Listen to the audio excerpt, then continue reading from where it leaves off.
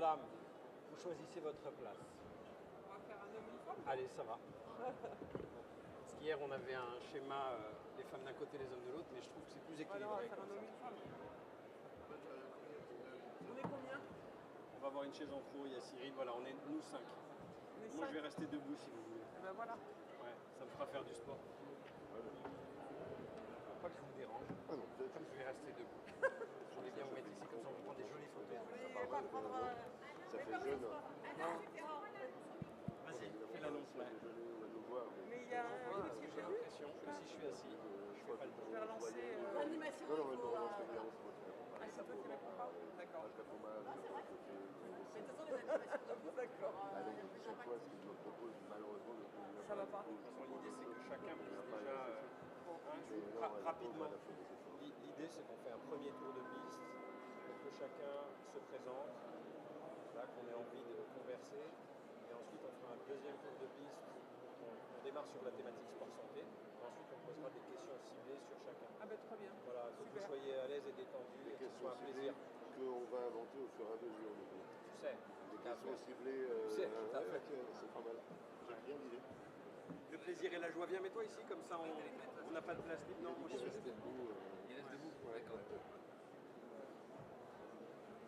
C'est une table ronde du plaisir. Ah oui, bah d'accord. Du coup, elle n'est pas vraiment ronde. C'est une table plate. On appelle ça table ronde. Là, en l'occurrence, oui.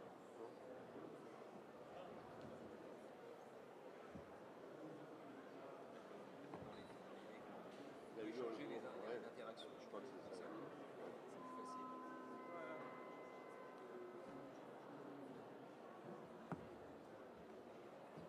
Tu racontes l'organisation à Dauphine du championnat du monde.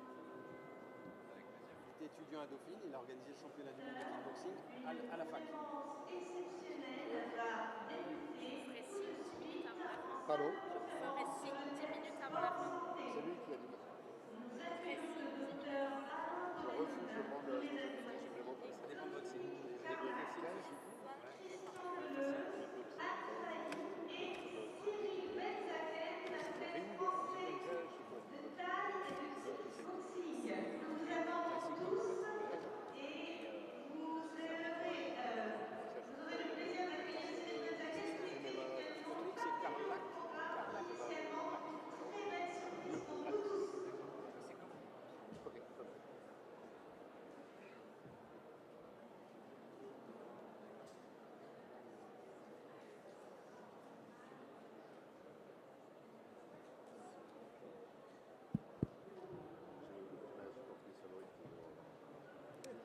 Bienvenue à toutes et à tous. Merci d'être là.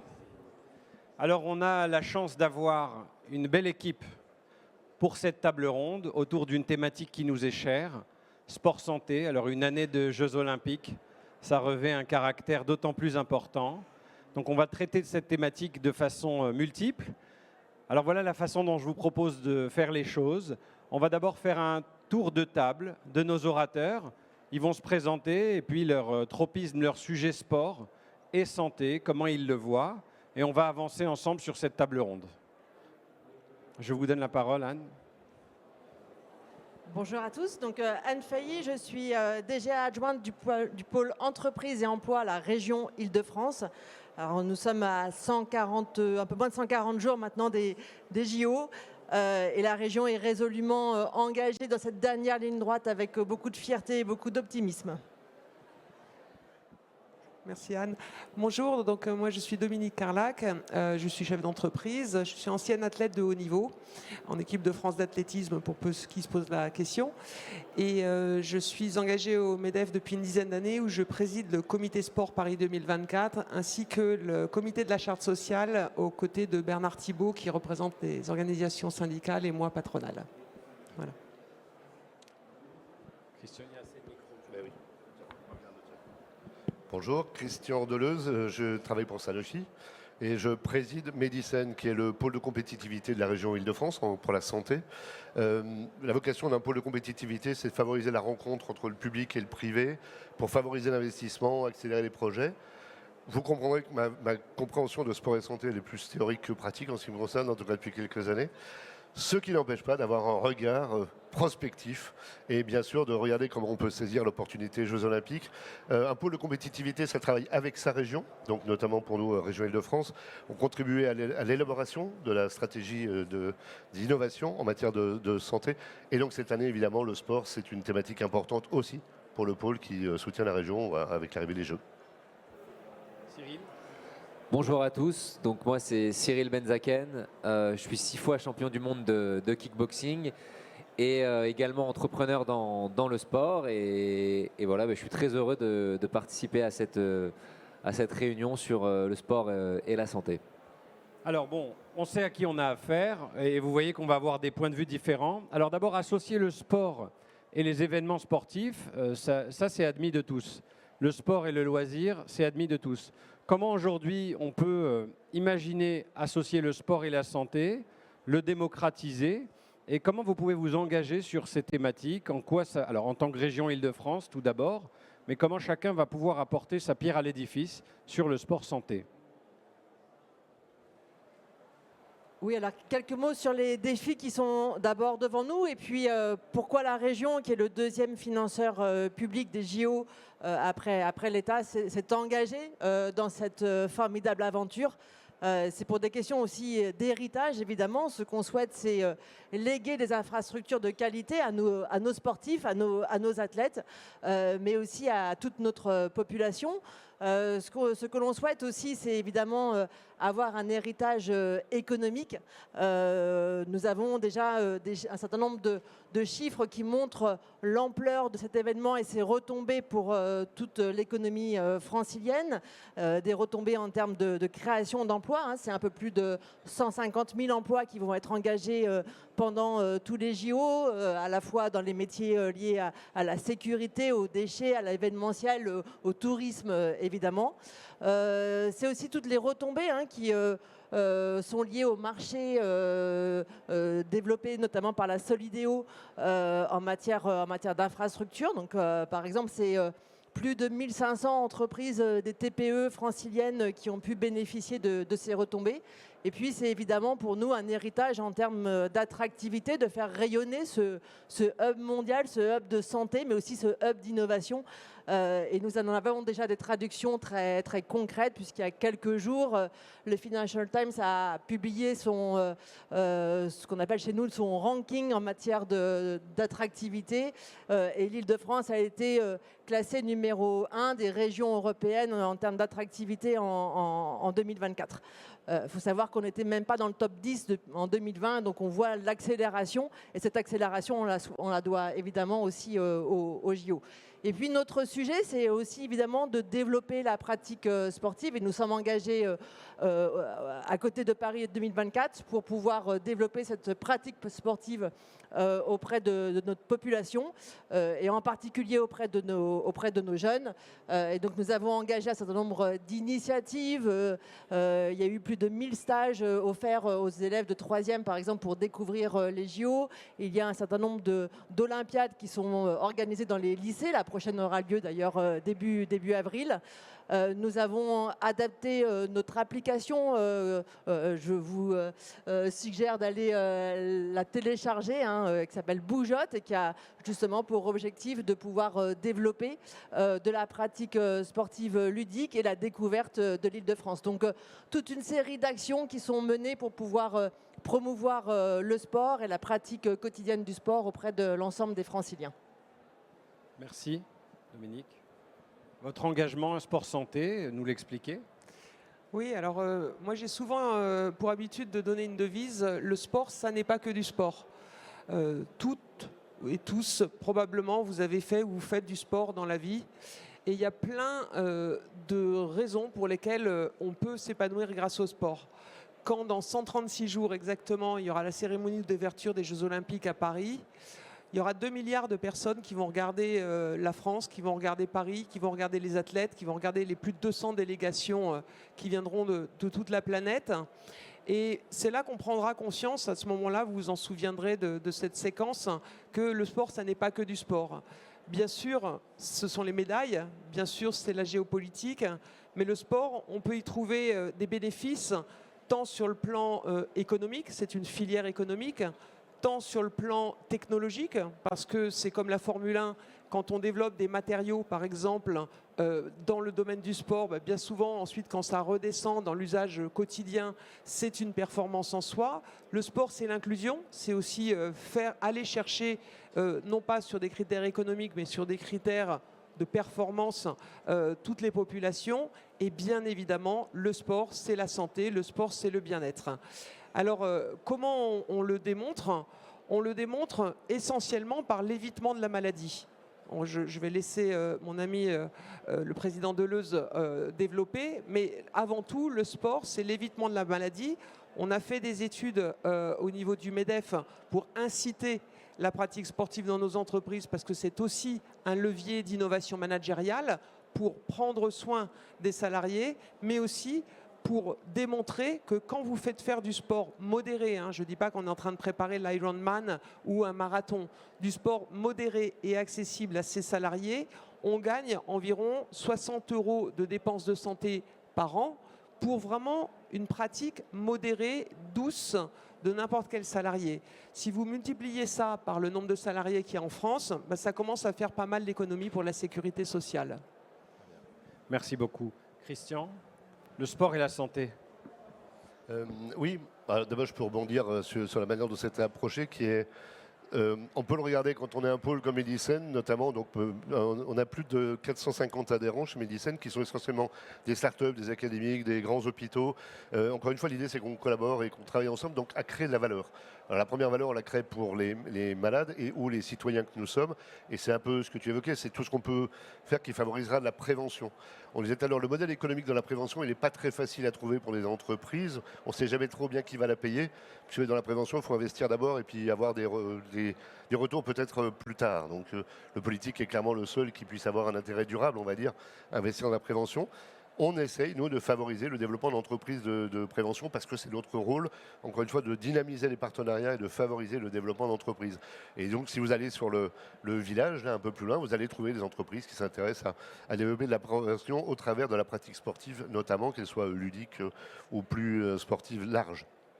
D'ailleurs, les grandes thématiques qui sont portées par la région et qu'on essaie de soutenir pour le développement d'entreprises, prévention, récupération, santé mentale, on sait à quel point c'est important, je vais pas, tu en parlerais mieux que moi, handicap et performance.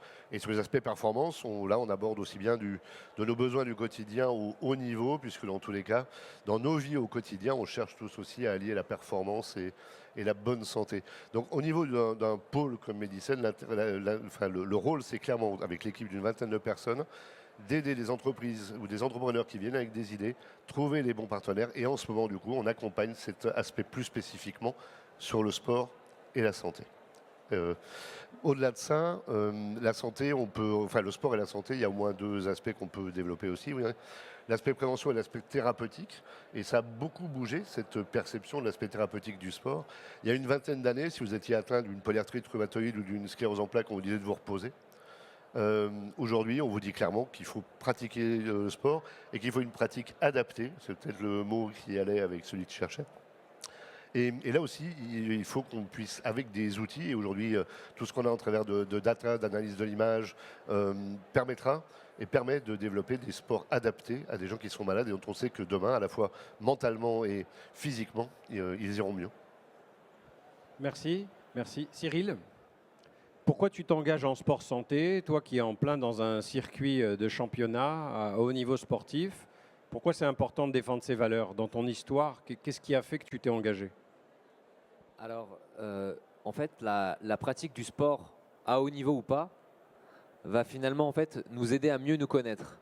Et la santé, parfois, c'est simplement arriver à se connecter à des sensations auxquelles on n'a pas l'habitude de se rattacher si on n'est pas à l'écoute de son corps. Et la pratique du sport va nous permettre de mieux moduler le curseur pour comprendre qu'est-ce que j'ai, pourquoi je me sens mal, est-ce que c'est grave, est-ce que c'est pas grave. Et en fait, le fait d'avoir emmené son corps dans le mouvement, dans une activité sportive intense ou pas, va permettre vraiment de mieux calibrer à un moment donné quand on va être un peu moins en forme ou malade. Et donc c'est en ça que je pense que la pratique du sport est importante. Vous parliez de santé mentale, moi j'aime bien parler d'un équilibre de 3 batteries que j'appelle. la batterie physique, la batterie mentale et la batterie émotionnelle. Et généralement, on est la résultante de la batterie la plus faible. Et si vous voulez, le fait d'arriver à, comment dire, à intégrer de l'activité sportive dans son quotidien, bah, c'est un peu un cercle vertueux qui va nous permettre d'alimenter ces 3 vecteurs dont je parlais et de mieux nous sentir au quotidien et d'être en meilleure santé finalement.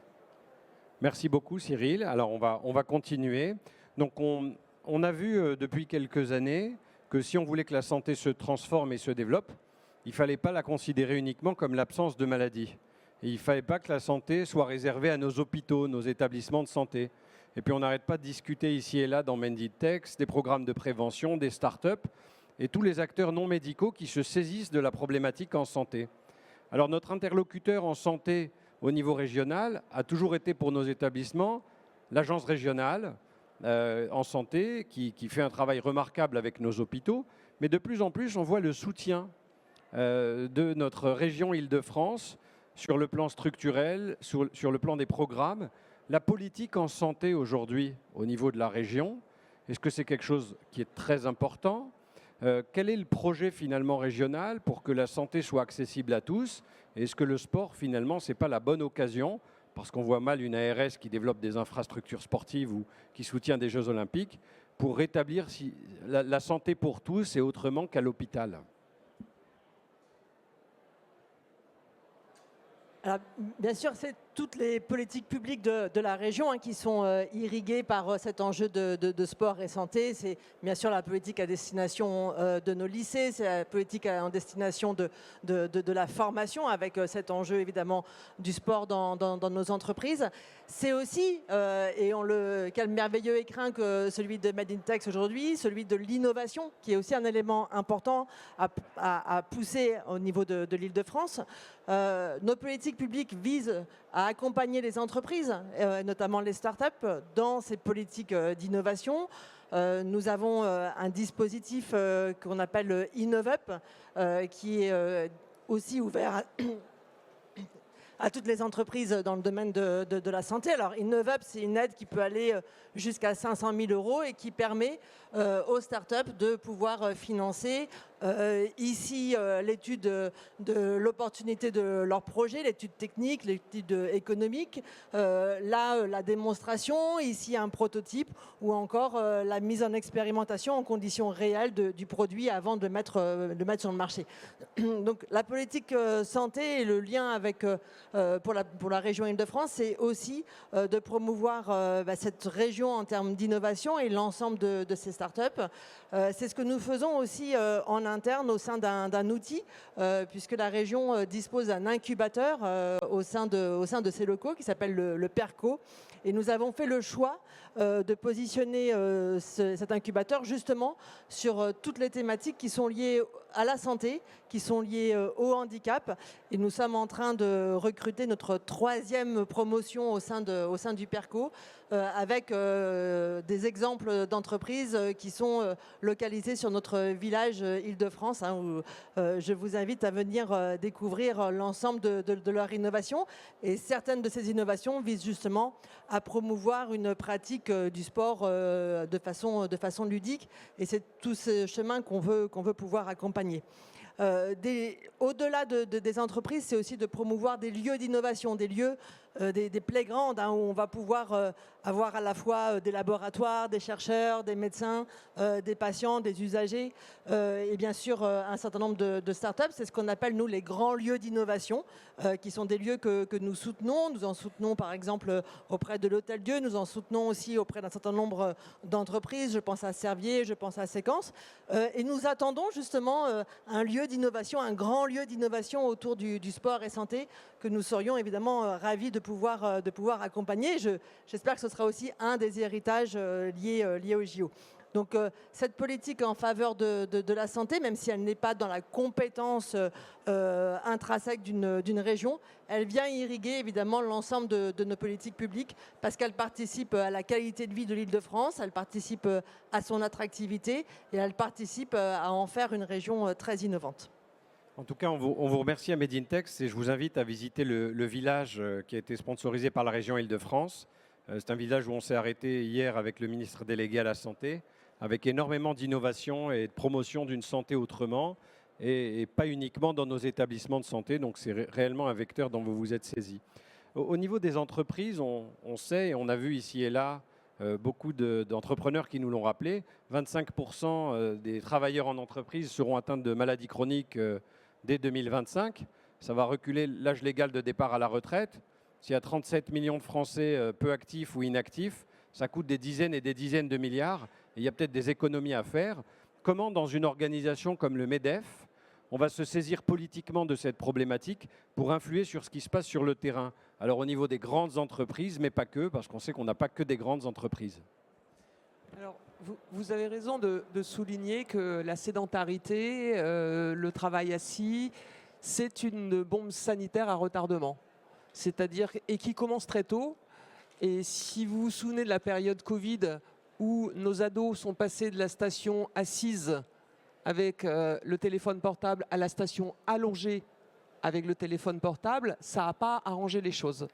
Donc c'est véritablement une bombe sanitaire que cette sédentarité qui commence de plus en plus tôt.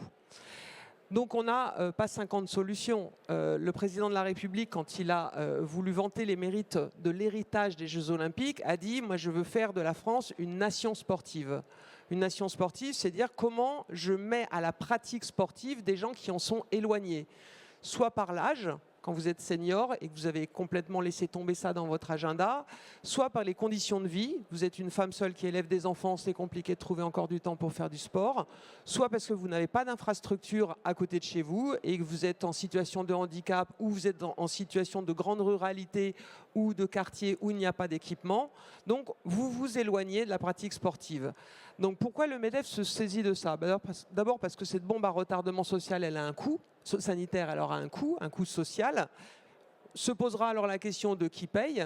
Comme on est les champions du monde des prélèvements obligatoires, ça ne sera pas forcément aux entreprises de pouvoir assumer ça. Donc du coup, on est en préventif en se disant plus on travaille sur la santé et la prévention de cette sédentarité, plus on est gagnant.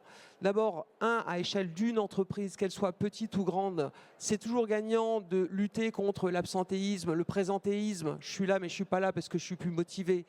Et globalement, dans une grande entreprise comme dans une petite, c'est pas dur de mettre des petites affiches. Parce que toutes les petites entreprises, la mienne, on est 48 personnes, autant vous dire qu'on ne peut pas se payer une grande salle avec des appareils.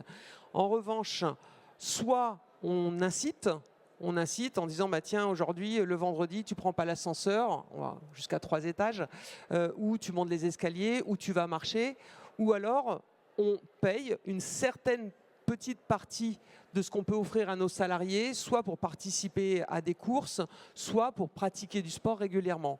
C'est un coût qui est assez faible et on a fait des études économiques du point de vue des entreprises pour dire en fait c'est un investissement qui est toujours gagnant parce que le fait que vous gagnez collectivement en productivité vous améliore votre rentabilité. Et on a fait des calculs il y a une dizaine d'années qui ont été mis à jour l'année dernière. On est entre 4 et 9% de productivité accrue pour une pratique moyenne. Donc ça, n'importe quel chef d'entreprise y signe. Pour se dire, moi, j'augmente ma productivité, ça veut dire que ce faisant, j'augmente ma rentabilité. Ça, c'est un premier point. Et puis le deuxième point, donc, qui est physique, parce que j'évite la maladie, j'ai une population en meilleure santé. Et puis la deuxième chose, il y a deux choses, c'est l'aspect psychologique. Vraiment la santé mentale, la santé morale, qui compte énormément. Et là, pour le coup, le sport nous donne des clés. Il nous donne des clés à la fois pour l'entrepreneur, à savoir, c'est l'apprentissage du risque. Quand je fais du sport, je prends du risque. Si vous regardez la finale du 100 mètres hommes olympique, ils sont tous en moins de 10 secondes. Donc, qu'est-ce qui fait qu'il y en a un qui va gagner mieux que l'autre? Ils sont tous très bons et ils s'entraînent tous pareil. Ce qui va changer, c'est le mental. C'est le mental. Si un coureur de 100 mètres, vous regarderez la finale du 100 mètres cet été, il fait un mauvais départ, il se lève trop tôt. Pour aller vite, il faut se lever lentement comme un avion. S'il se lève trop tôt, il rate son départ. Psychologiquement, il ne peut remonter la course que si psychologiquement, il veut remonter la course. Il n'y a plus que ça comme clé. Donc ça, même aux 100 mètres, même en moins de 10 secondes, on fait appel à des stratégies qui reposent sur le mental. Donc ça, pour l'entrepreneur et pour des collègues que vous emmenez sur des lieux de compétition, c'est très inspirant. L'exemple le meilleur en la matière, c'est, je ne sais pas si vous avez regardé le week-end dernier les championnats du monde à Glasgow, indoor. Bon, je vous parle que d'athlètes, mais parce que c'est ma passion. Duplantis, qui est un sauteur à la perche, a tenté le record du monde à 6,24. Évidemment, c'est le petit clin d'œil de l'année 2024. Il a raté. Et pourtant, il est champion du monde. Donc ça, c'est vraiment la parabole de sur un échec, on peut gagner. Il rate son objectif de 6,24 m, mais il est champion du monde et il a la banane et il repart. Donc cet équilibre entre la possibilité de la réussite et la peur de l'échec, il n'y a aucune école. C'est pas à la maison, c'est pas à l'école qu'on vous apprend ça, c'est vraiment dans le sport. Et dans la vie professionnelle, quand on est pétri par la peur de perdre ou pétri par l'envie de gagner, je ne suis pas sûr qu'on fasse une grande carrière. Et dans le sport, la leçon, c'est l'important n'est pas de briller, mais de durer. Donc ça, c'est vraiment très nourrissant pour la santé mentale de nos collaborateurs. Merci infiniment. Alors, Christian, on sait ton passage fort dans l'industrie aussi pharmaceutique et le développement de l'innovation médicamenteuse. Et là, on est en train de parler d'une thérapie non médicamenteuse. Alors toi qui as une vision un peu globale du système de la santé et des traitements, est-ce que c'est aussi important de s'occuper des thérapies non médicamenteuses que du médicament? Et est-ce que c'est compatible que chacun puisse s'occuper des deux ou est-ce qu'il faut qu'on les confronte les uns et les autres? Tu me referas la deuxième partie de la question après. Non, moi je suis techno-agnostique depuis toujours. Il n'y a pas de bonne ou de mauvaise manière de permettre à des gens de vivre mieux, plus heureux ou plus agréablement. Et au contraire, là, on a un modèle de nouveaux objets, là, les bioclusters qu'on est en train de créer, qui deviennent des objets de recherche centrés sur des pathologies et techno-agnostiques. Alors que le modèle d'il y a 5 ans, c'était d'avoir des endroits dans lesquels on mettait des technos à un endroit particulier, indépendamment de la maladie. Donc on voit que tous les 5 ans, on peut changer de modèle et regarder comment tout ça c'est complémentaire. Non, moi je pense même qu'on est plus heureux dans un monde où les gens vont bien sans médicaments qu'avec médicaments. Donc si je dois aspirer à un progrès techno, c'est clairement celui qui permet à des gens de vivre heureux sans.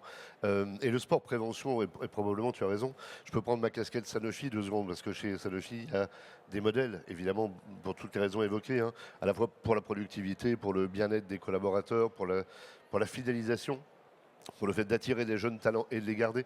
On sait à quel point les équilibres de vie, et donc de leur proposer de faire du sport sur place et en dehors, enfin en tout cas d'avoir un équilibre de vie est essentiel. Donc tout ça a été développé et théorisé avec des succès que je pense être réels, mais dont on mesurera, et c'est ce que je disais tout à l'heure au propos de la prévention, dont on mesurera les effets bénéfiques dans 4 ans, dans 5 ans, ou plus, hein, puisque la prévention, c'est rarement quelque chose qui déclenche un bénéfice immédiat, et on doit le penser comme quelque chose d'important dans la durée.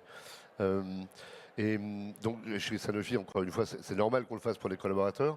C'est normal qu'on le pense aussi du coup médecine du travail. C'est peut-être le point qu'on n'a pas abordé. Aujourd'hui, les médecins du travail se forment de mieux en mieux à prescrire entre guillemets de l'activité physique. Comme d'ailleurs le font les médecins, les oncologues, les rhumatologues, parce qu'en effet, prescrire une activité physique adaptée me paraît être aussi un domaine dans lequel on peut continuer à progresser en s'appuyant sur tous les nouveaux outils qui permettent de mieux connaître et comprendre à la fois la manière dont nos collaborateurs travaillent, le temps qu'ils passent assis, debout, enfin, etc., ou couchés, tu as raison, et donc d'être capable d'organiser on va dire, cette vie au travail, de manière à optimiser leur performance et le bien-être, on va dire, dans la durée. Donc, à mon avis, il y a plein de choses à faire. Cyril, tu as été un large contributeur parmi les sportifs de la promotion du changement de culture. Et tu avais notamment organisé un championnat du monde dans un endroit insolite.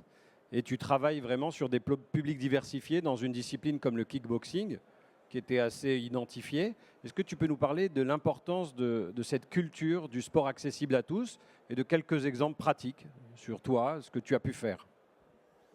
Alors, pour rebondir sur ce qui a été dit précédemment, c'est vrai que finalement, le sport en tant que culture est très intéressant dans la construction d'un homme avec un grand H, parce qu'en fait, c'est la première expérience de défaite et de réussite, de vraies défaites.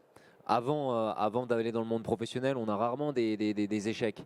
Et quand on inscrit un enfant à une compétition, à un match de foot, peu importe, à quelque chose avec un enjeu, eh bien, pour la première fois de sa vie, il va être confronté à tomber, se relever.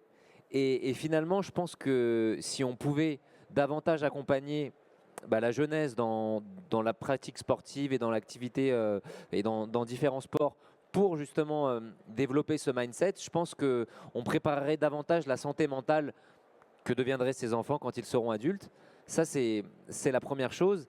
Et la deuxième, par rapport, on va dire, à l'environnement qui s'est développé avec Donc, en fait, j'ai monté des structures qui ont organisé mes combats depuis l'âge d'étudiant, donc où j'étais étudiant à Dauphine et j'ai fait organiser un événement dans le grand amphithéâtre de Dauphine et c'était mon projet de fin d'études et donc c'est vrai que ça a été un premier événement un peu atypique puisqu'il a rassemblé, donc c'est vraiment un terme important dans le monde du sport, il a vraiment rassemblé différents publics, que ce soit des étudiants du 16e, des jeunes de banlieue avec qui je m'entraînais et du coup cette idée de rassemblement, eh bien, le sport le permet.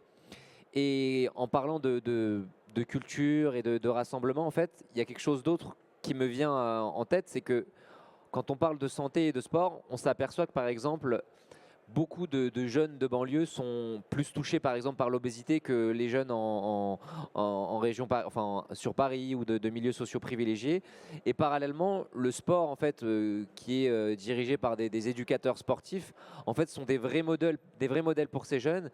Et donc je pense vraiment que le sport est un très beau modèle, un très beau vecteur d'éducation et qu'on devrait mettre davantage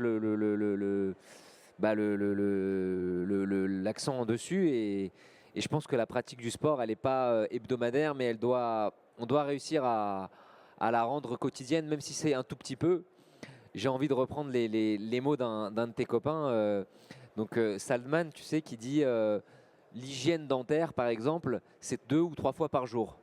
Eh bien l'hygiène de sport c'est pareil, c'est 1 fois par jour et pas 3 heures une seule fois dans la semaine. L'idée, il vaut mieux en faire 15 minutes chaque jour que de se dire 15 fois 6, ça va faire 1h30 de sport que je vais faire dans la semaine. Il vaut mieux en faire 15-20 minutes par jour que beaucoup une seule fois dans la semaine. Alors on a primé hier soir dans les trophées Made in Tex, banlieue santé, et on tient aussi à les féliciter, et ils rappelaient la différence d'espérance de vie entre les plus riches et les plus pauvres. Et on a vu il y a quelques années un chiffre, en Île-de-France, il y a 7 ans d'espérance de vie d'écart entre les plus pauvres et les plus riches. Alors on sait que les Jeux Olympiques, c'est 46 championnats du monde, et je voudrais qu'on vous donne l'occasion de nous dire en chiffres, mais qu'est-ce qu'on a fait pour ces Jeux Olympiques? Parce qu'on sait que c'est majeur. On avait accueilli Vincent Roger l'année dernière, qui parlait des chiffres des Jeux Olympiques. Qu'est-ce que la région a fait? Qu'est-ce qu'elle a investi? On sait que c'est 150 000 emplois. Est-ce que vous pouvez nous dire le fabuleux bilan qu'on est en train d'accomplir? Alors, le fabuleux bilan, c'est un petit peu tôt. Mais effectivement, il y a déjà eu un certain nombre d'investissements importants qui ont été réalisés. Je disais tout à l'heure, c'est un peu plus de 240 millions d'euros qui ont été investis par la région Île-de-France. Peut-être citer 2 équipements qui sont d'ores et déjà ouverts au grand public. Je pense à la base nautique qui est sur l'île de loisirs de Vers-Torcy, qui est une base nautique qui justement a un stade qui a pour vocation aussi de permettre à la fois aux Franciliens d'avoir une pratique douce et ludique en utilisant la base nautique, mais c'est aussi un lieu qui permet d'accueillir des manifestations internationales. Il a été inauguré en 2019 et c'est justement intéressant de pouvoir à la fois y croiser nos athlètes et notamment nos fédérations de kayak et de canoë, mais aussi le grand public qui peut venir y développer une pratique plus ludique. Donc voilà, un exemple d'équipement qui a été financé par la région Île-de-France. Un exemple aussi de lieu qui symbolise l'enjeu. On a peu parlé de Paralympique, mais c'est aussi un sujet essentiel de ces JO 2024, c'est de faire des Jeux paralympiques une part entière des JO. Et notre présidente de région a l'habitude de dire que les JO seront réussis si les Jeux paralympiques sont réussis. Il est important qu'on puisse avoir aussi des lieux qui permettent à l'ensemble des athlètes de se croiser. Ce sera le cas notamment sur un lieu qui s'appelle le Prisme, dans lequel la région a investi un peu plus de 4 millions d'euros et qui offre justement des espaces qui sont ouverts à tout type d'handicap pour permettre de pouvoir pratiquer un sport. C'est aussi un lieu où les scientifiques et les startups pourront venir tester leurs innovations. Donc l'investissement de la région Île-de-France, c'est un investissement sur des équipements, sur des infrastructures. Donc c'est, on va dire, l'héritage matériel. C'est aussi un investissement immatériel. On a parlé de la jeunesse francilienne, j'évoquais tout à l'heure les 150 000 emplois, mais c'est aussi énormément de formations qui ont été développées, notamment sur les métiers de l'accueil, du tourisme, de la sécurité, de formation dans les langues, qui sont tout un héritage qu'on va retrouver à l'issue des JO. C'est aussi pour nous évidemment les valeurs du sport qui sont des éléments importants pour la performance des entreprises. Et puis enfin, c'est un héritage économique que je soulignais tout à l'heure, qui vient renforcer l'attractivité de l'Île-de-France. Donc héritage matériel, héritage immatériel, héritage en termes d'attractivité, de développement économique. C'est sur l'ensemble de ces pans que la région Île-de-France a investi aux côtés de Paris 2024. Merci à vous. Dominique, vous avez parlé d'athlétisme. On sait qu'il y a des sports qui sont entre guillemets plus médiatiques, mieux rémunérés, mieux valorisés que d'autres. Là, on a effectivement la chance de pouvoir accueillir tous les sports. Comment on peut faire pour transformer cette opportunité, pour diversifier notre attractivité, valoriser un peu plus l'athlétisme ou des sports dont on parle moins? Comment, avec l'esprit d'entreprise et de promotion du sport que vous avez, on pourrait faire les choses? Alors, il ne faut pas oublier que ça reste une compétition, les Jeux Olympiques, et qu'il y a un phénomène d'entraînement lié aux médailles. Quand vous faites des médailles, quand le hand fait des médailles, quand le judo fait des médailles, il y a tout de suite plein de gamins qui viennent s'inscrire dans les clubs de judo et les clubs de hand. Donc ça compte quand même beaucoup parce qu'ils sont aspirés par la réussite de l'équipe de France. Et donc c'est vrai que nos sportifs cet été, nos sportifs d'équipe de France vont être des ambassadeurs qui vont faire la promotion du sport et qui vont favoriser le développement de la pratique sportive. Si on veut anticiper et ne pas attendre ces médailles, parce qu'il peut toujours arriver des accidents et parfois on n'a pas de médaille même quand on est préparé, ce qu'on a fait côté entreprise, j'ai lancé une initiative au MEDEF qui s'appelle « Je soutiens un athlète », qui consiste à dire en fait on ne fait pas des médailles par hasard. On fait des médailles parce qu'on a du talent, on fait des médailles parce qu'on travaille et il ne faut pas oublier que tout ça n'est absolument pas magique. Tout repose sur le travail et je trouve que c'est une bonne valeur à rappeler. Un athlète, il a du talent, il travaille, mais il a besoin aussi de sérénité et de temps exclusivement consacré à sa pratique sportive s'il veut faire des médailles aux Jeux Olympiques. C'est la raison pour laquelle on a monté cette opération « Je soutiens un athlète » qui consiste à dire entreprise de n'importe quelle taille, de n'importe quel territoire, qui vous intéressez à n'importe quel sport, qu'il soit chez les valides ou chez les personnes en situation de handicap, vous avez la possibilité quelque part de participer à la fête des Jeux, d'être vous-même équipe de France économique, membre de l'équipe de France sportive, en accompagnant des sportifs. Je vous le redis, mon entreprise elle a 48 personnes, on accompagne 4 athlètes. 4 athlètes, autant vous dire qu'on n'a pas le budget d'une grande banque ou d'un grand assureur pour financer un bateau pour la course du Rhum, etc. Donc c'est accessible aux PME. Pourquoi? Parce qu'un athlète, là vous me direz si c'était le cas pour vous, mais à tout casser, c'est athlète moyen d'un sport standard, qui n'est pas médiatique, c'est peut-être 20 à 25 000 euros par an, si tant est qu'il n'ait pas besoin d'un matériel technique. Tout ceci est accompagné fiscalement.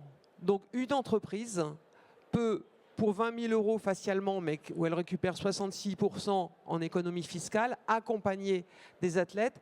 Et c'est comme ça qu'on a un effet d'entraînement, en fait, parce qu'on sait que c'est parce qu'il y aura des médailles qu'il y aura des inscrits dans les clubs, mais pour avoir des médailles, il faut soutenir les athlètes. Et donc soutenir les athlètes, ça c'est la responsabilité, je dirais quasiment sociale et sociétale d'une entreprise que d'accompagner des athlètes. Merci beaucoup pour ces messages. Alors, Christian, on va te demander aussi un avis sur le plan économique, sur la financiarisation du sport santé spécifiquement, parce qu'on parle depuis quelques années de la prescription de sport. On sait qu'on a vu émerger les professeurs d'activité physique adaptée, avec encore une percée académique qui mérite d'être accompagnée. Mais comment on peut travailler pour financiariser cela? Parce qu'on a l'impression que ça sort du champ habituel des finances de la santé. Enfin, en même temps, tu as donné la réponse à la question dans la dernière phrase. Dès lors que c'est inhabituel, c'est une éducation, c'est long. Il faudra que politiquement, ça devienne quelque chose qui est, je sais pas comment dire, vendable pour que le côté soutenable financièrement soit absorbé dans une campagne à un moment ou à un autre. Parce qu'encore une fois, en soi, ça peut être rentable politiquement tout de suite, mais ça sera rentable vu de la Sécu que dans quelques années. Ce qu'on promeut chez les enfants aujourd'hui pour réduire l'obésité, etc., ça se verra sur des courbes d'accidents cardiovasculaires ou vasculaires cérébraux dans 50 ans ou 60 ans. Donc c'est compliqué ta question. La financiarisation, elle vient aujourd'hui essentiellement du fait que les gens, bizarrement, sur le sport sont prêts à payer une partie, alors que sur tous les autres actes qui auraient un rapport avec leur santé, ils espèrent ou attendent que ce soit remboursé ou pris en charge par les collectivités. Moi, je vois néanmoins de l'espoir qui est le côté éducatif qui était évoqué tout à l'heure, mais de la même manière qu'on promeut le sport, hein, je disais, moi je voudrais bien qu'on fasse aussi un petit quart d'heure de lecture par jour, parce que le sport cérébral, ça serait pas mal aussi que tout le monde lâche son téléphone. Et enfin, j'essayais avec mes enfants 15-20 minutes de choses qui les changeraient un peu de leur quotidien. Moi, par exemple, sur les téléphones, ça, je vais y venir après, hein, le rapport avec la question, mais je serais assez pour qu'on rétablisse une notion d'aléa, par exemple. Que de temps en temps, on soit tous un peu obligés de regarder des trucs qu'on ne serait pas allé voir spontanément ou qui ne nous sont pas poussés par des algorithmes qui trient pour nous. Bah, peut-être que le sport, ça répondrait aux mêmes chances. Des enfants qui aujourd'hui ne font pas de sport, c'est peut-être parce qu'ils n'ont pas rencontré leur sport et que l'école et les clubs doivent peut-être continuer à élargir les offres et les opportunités qui créeront l'appétence pour des gamins qui aujourd'hui ne font pas de sport à aller tous les jours faire 20 minutes ou je sais pas. Il y a bien un sujet qui est culturel. Je pense que globalement on faisait plus d'efforts et plus de sport il y a 100 ans qu'aujourd'hui, à un moment où le lien avec la santé n'était peut-être pas fait d'une manière aussi évidente. Mais pour conclure, parce que je pense qu'on va conclure après quand même, je voulais revenir sur l'aspect excellence qui est pour moi important aussi dans l'aspect Jeux Olympiques qui était évoqué. Au-delà du sport et santé, ce qu'on est en train ce qu'on va observer cet été, c'est de l'excellence. C'est des gens qui ont bossé énormément, qu'on a accompagnés. Dans les grandes entreprises comme les nôtres, on promeut aussi le support à ces événements parce qu'on va y observer une excellence qu'on essaie nous-mêmes de promouvoir. Il y a un métier notamment dans lequel on a le même aléa, la même difficulté, où on est dans la plupart des cas relativement mal payé par rapport à ce qu'on va peut-être produire un jour, c'est la recherche médicale. Je parle de la recherche médicale publique en général et parfois privée. Donc vous voyez, il y a des tas de choses sur lesquelles on peut quand même s'inspirer les uns des autres sur la résilience et le niveau de motivation intrinsèque qu'il faut avoir et porter, et que donc sont probablement les écoles qu'il faut promouvoir chez les gamins, parce que c'est finalement des facteurs de succès dans la vie en général et pas seulement dans le sport, d'intégrer cette idée du dépassement de soi. Et je pense que ça, c'est bon pour la santé mentale, pour la santé physique, même chez les gens qui font moins de sport comme moi. Bon, alors Cyril, on va commencer le tour de piste des derniers mots. La financiarisation des sportifs rapidement, quand on n'est pas champion du monde. On sait que la région Île-de-France finance des sportifs, comme d'autres acteurs, que les entreprises financent des sportifs. Est-ce que tu peux conclure quelques mots sur cet aspect-là, le financement des sportifs? Alors, avant de conclure sur ça, je profite de sa présence pour remercier la région qui c'est vrai, qui œuvre beaucoup et qui, moi personnellement, m'a beaucoup accompagné sur mes différents projets sportifs. Je pense que maintenant, pour y répondre à cette question, il y a plusieurs moyens de gagner sa vie en tant qu'athlète. La première manière, c'est la performance, en fait, qui va être rémunératrice plus ou moins suivant les disciplines. Et la chance qu'on a aujourd'hui, la chance, c'est aussi une malchance, puisqu'on se disait ces écrans, en fait, nous empêchent de faire du sport, nous privent de plein de choses. Mais quelque part, en fait, quand on est athlète, on devient un peu un vecteur de communication. Maintenant, il y a eu un essor des réseaux sociaux. Et en fait, chaque athlète peut devenir quelque part on va dire, un ambassadeur de sa discipline et au travers de sa personnalité, de tout un tas de choses, devenir, on va dire, ce qu'on appelle influent sur ces réseaux. Et grâce à ces nouveaux modes de communication et à ces nouveaux vecteurs, quoi, bah, avoir des nouvelles sources de rémunération grâce à ces réseaux sociaux, en plus de leur performance sportive. Donc je pense que vraiment, il y a quelque chose qui s'ouvre, on va dire, pour les athlètes de demain sur ce point-là. Très bien. Anne, un mot de conclusion, une idée que vous voulez avancer?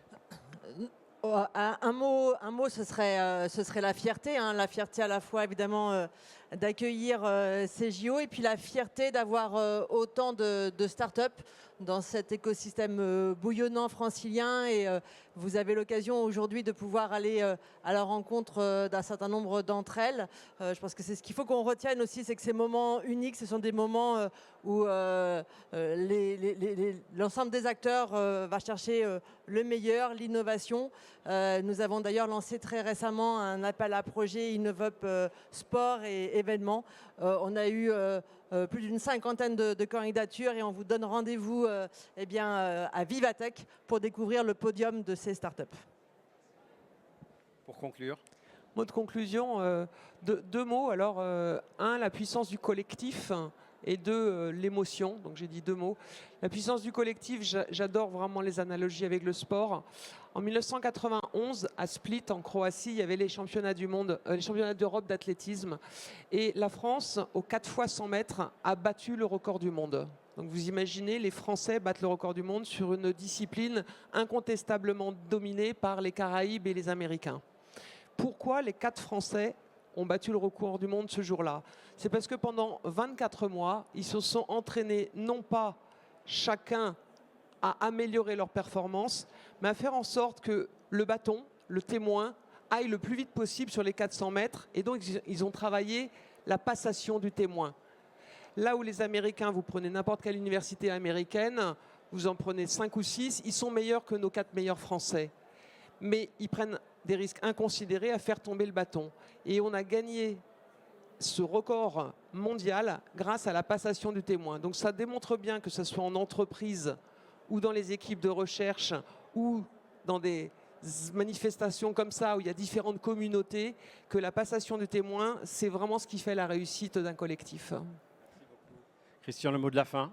Ah ben volontiers, moi, il sera pour nos entreprises et start-up du coup qu'on essaie de promouvoir ici, en espérant que le coup de projecteur qui va être donné sur la région Île-de-France au moment des JO, et notamment sur les aspects sport et santé, mais pas seulement, on a parlé des autres aspects économiques, soit l'occasion de montrer le talent l'extrême talent et engagement de nos entrepreneurs, qui vaut parfois en qualité celui de nos grands sportifs.